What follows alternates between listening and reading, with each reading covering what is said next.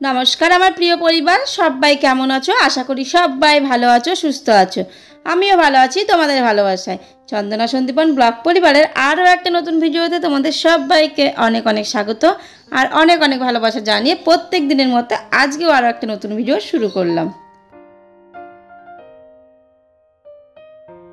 আজ বুধবার আর সময় এখন ঠিক সকাল 8:30। তো এখন থেকে তোমাদের সাথে নিয়ে আমি আমার আজকের ভিডিওটা এইখান থেকেই শুরু করছি। চলো তাহলে সকালবেলা ঘুম থেকে উঠে কী করলাম সেগুলো আগে বলে নিই। সকালবেলা ঘুম থেকে উঠলাম, ঘর বারান্দা সব ঝাড় দিলাম, বাসি সমস্ত কাজ কমপ্লিট করলাম। তারপরে ভাবলাম আজকে তো বিয়ে বাড়ি আছে, তো তাড়াতাড়ি করে কাজ টাজগুলো করতে হবে, তো সেই কারণে তাড়াতাড়ি করে স্নানটা করে নিলাম। আর এবার ঘরে গিয়ে পুজো দেবো, তারপরে রান্নাবান্নাটা শুরু করব। তোমাদের দাদাভাইয়েরও আজকে ডিউটি যাওয়া নেই, বাড়িতেই আছে, এজন্য রান্নার চাপটাও নেই। সেই কারণেই সকাল সকাল স্নানটা করে নিলাম। আর এই যে দেখো সমস্ত জামাকাপড় মেলা হয়ে গেছে। এই জামাকাপড়গুলো আর কি ছিল, কাঁচা হয়েছিল না কালকে, তো সেগুলো কেচে দিলাম।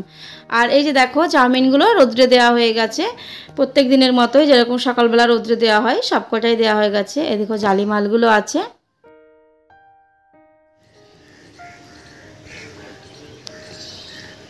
এই দেখো আমাদের এই মালগুলো, মানে এই চাউমিনগুলো বৃষ্টিতে ভিজে গেছিলো, তো বৃষ্টিতে ভিজে আমাদের অনেকটাই লস হয়ে গেছে, কারণ ঝমঝম করে বৃষ্টি নেমে পড়েছিল আর আমরা আর কি তুলে উঠতে পারছিলাম না, কারণ আমি তো তুলি না ওই পায়ে ব্যথার জন্য। তো মা একা ছিল, মা সবটা তুলে উঠতে পারেনি বলে সব ভিজে গেছিলো।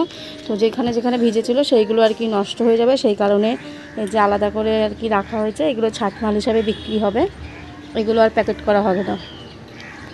এই দেখো এখানে কিছু আছে, আর এই দেখো এগুলো হচ্ছে কাঠিমালের থেকে ভিজেছিল, মানে কাঠিমাল বেশি ভিজেছিল না, অল্প কটা, আর ওই জালির মালগুলোই আর কি বেশি ভিজে গেছিলো। তো সেখান থেকেই যে কটা ভিজেছিল সে কটা এই যে ভেঙে চুরে গেছে একদম গুঁড়ো গুঁড়ো হয়ে, তো সেইগুলো আলাদা করে রোদ্রে দেওয়া হয়েছে।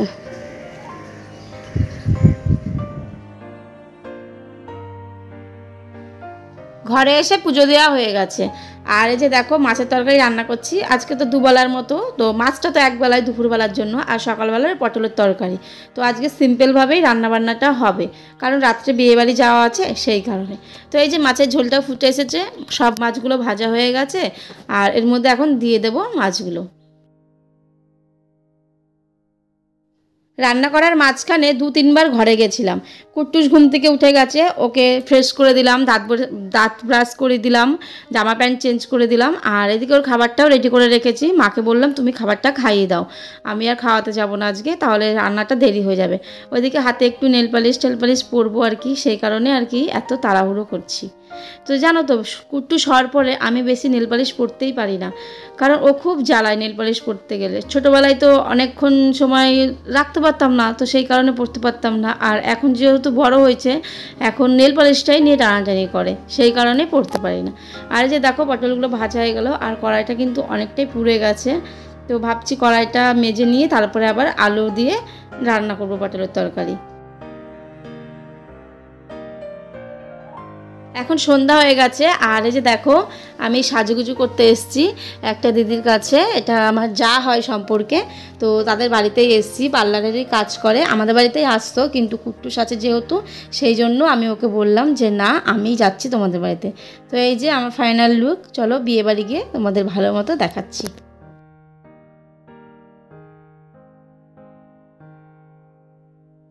এই যে চলে আসলাম বিয়ে বাড়ি, আর এখানে দেখো নানান রকমের স্টল আছে, যে যেটা খাচ্ছে আর কি। তো আমি কিন্তু আবার এইসব বেশি খাইনি, কারণ আমার এগুলো খেলেই পেট ভরে যায়, আমি আর ভাত ঠাত খেতে পারবো না, তো সেই কারণে আমি অতটা কিছু খাইনি, শুধু ওই পকোড়া খেয়েছিলাম একটুখানি।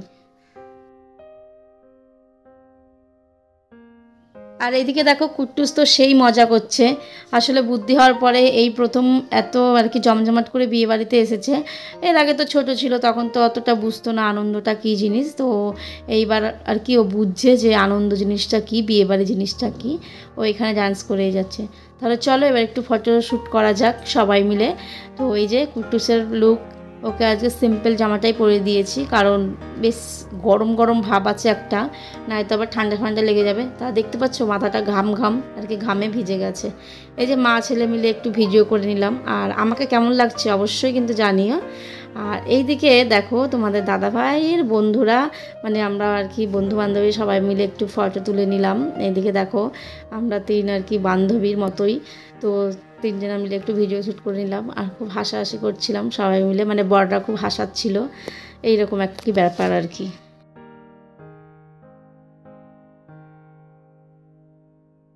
এই যে দেখো এদিকে আবার আমরা দুই যা একসাথে একটু নাচানাচি করছিলাম, মানে নাচানাচি বলতে আমি তো নাচিনি, আমি দাঁড়িয়েছিলাম, ও একটু নাচছিল আর এই পাশে সবাই নাচছিল। তোমার দাদাভাইকে একটু ক্যামেরাটা দিয়েছিলাম যে একটু ফটো তুলো, তো সে আবার দেখলাম এরকম ভিডিও করছিল, বুঝতে পেরেছিলাম না যে রিলস বানাচ্ছিল। তো এই যে এদিকে দেখো কুট্টুস আর কুট্টুসের বাবা আবার একটু নাচছে, মানে কুট্টুসের বাবাকে বলছে বাবা আমার সাথে নাচো আমার সাথে নাচো, তো তাই আর কি নাচানাচি করছিল।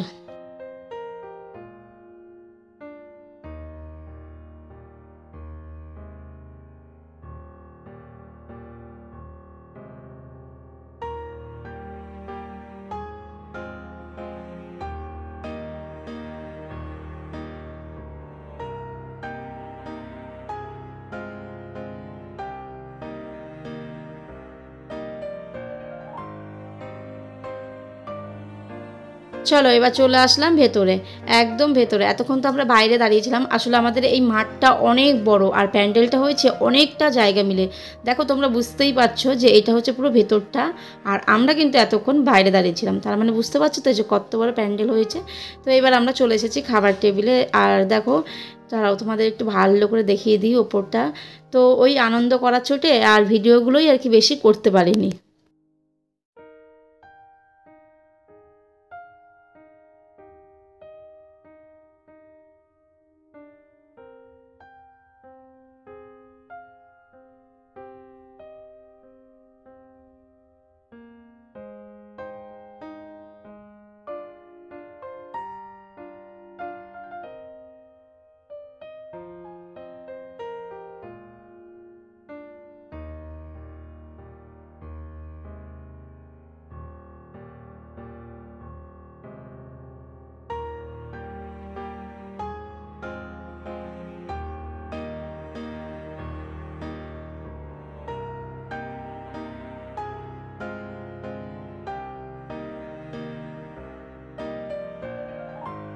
হয়ে গেছে খাবার দাবার খাওয়া, আর এবার চলে এসেছি একটু পান খেতে।